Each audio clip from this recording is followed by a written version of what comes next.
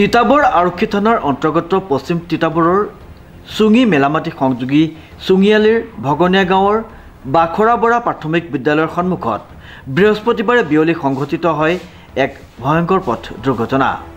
দুৰ্ঘটনাৰ ফলত প্ৰভাত বৰা নামৰ এগৰাকী ব্যক্তিৰ গুৰুতৰভাৱে আহত হৈ যোৰহাট চিকিৎসা মহাবিদ্যালয়ৰ চিকিৎসালয়ত সংকটজনক অৱস্থাত ভৰ্তি কৰাৰ পিছত ব্যক্তিগৰাকীৰ মৃত্যু হয়। ঘপকে মুখৰ আগত পৰি গ'ল, লাগি গ'ল। অকণমান খাইছিলোঁ, অকণমান খাইছোঁ, 40 টকা খাইছোঁ, বেছি মই তেলিয়াপতিতে খাইছোঁ। বহু আগত, বহু আগত।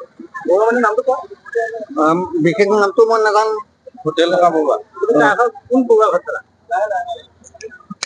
মই নামটো নাজানো।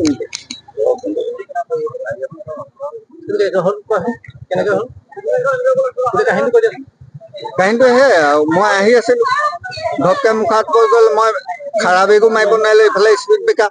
তোমাৰ গাড়ীখন নাম্বাৰটো কোৱাচোন। A03 CC 5701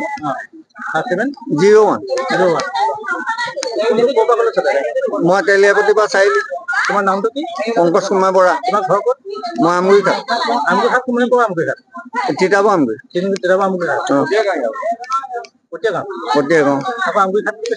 নহয়, এইটো আমাৰ ৰেভিনিউ ভিলেজ আমগুৰিঘাট। আমগুৰি স্কুলৰ সন্মুখে যিটো ৰাস্তা সোমাই গৈছে তাৰ সোঁহাতে প্ৰথম ঘৰটোৱে মোৰ ঘৰ। ঘটনাৰ বিৱৰণী অনুসৰি পশ্চিম তিতাবৰ কমাৰবন্ধা আলিৰ তেলিয়াপতি দিশৰ পৰা তিতাবৰ অভিমুখে তীব্ৰ গতিৰে গৈ থকা AS03 CC 5701 নম্বৰৰ এপে অটো DX বাহনখনে একে দিশে পথৰ বাওঁ কাষেৰে খোজকাঢ়ি গৈ থকা পশ্চিম তিতাবৰৰ মোহনাডিং চাপৰিচুক গাঁৱৰ প্ৰভাত বৰা নামৰ ব্যক্তিগৰাকীক খুন্দা মাৰে।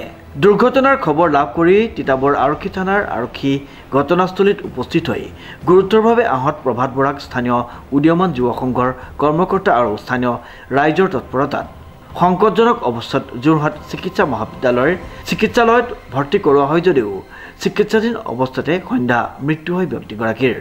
ইতিমধ্যে ঘটনা সংঘটিত কৰি ঘটনাস্থলীৰ পৰা তিতাবৰৰ আমগুৰিঘাটৰ পংকজ কুমাৰ বৰা নামৰ নিচাসক্ত হৈ থকা এপেখনৰ চালকজনে পলায়নৰ চেষ্টা কৰে যদিও স্থানীয় ব্যক্তিৰ তৎপৰতাত আৰক্ষীক চমজাই দিয়াৰ লগতে ঘটনা সংঘটিত কৰা বাহনখন তিতাবৰ আৰক্ষী থানাৰ আৰক্ষীয়ে জব্দ কৰি থানালৈ লৈ যায়। উল্লেখযোগ্য যে বিগত সময়ত পশ্চিম তিতাবৰৰ তেলিয়াপতিৰ পৰা নামচুঙি এলেঙি মেলামাটি হৈ তিতাবৰলৈ চলাচল কৰা একাংশ যাত্ৰীবাহী এপে চালকৰ উপৰিও পথটোত তীব্ৰ গতিৰে চলাচল কৰা একাংশ বাহনৰ দৌৰাত্মৰ বাবেই পথচাৰীসকলে ত্ৰাহি মধুসূদন কৰিব লগা হোৱাৰ লগতে পথ দুৰ্ঘটনা বৃদ্ধি পাইছে।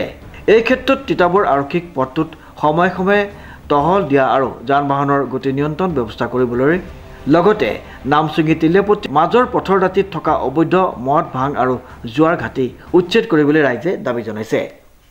তিতাবৰৰ পৰা প্ৰসেনজিৎ ৰাজখোৱাৰ ৰিপৰ্ট, নিউজ নাও।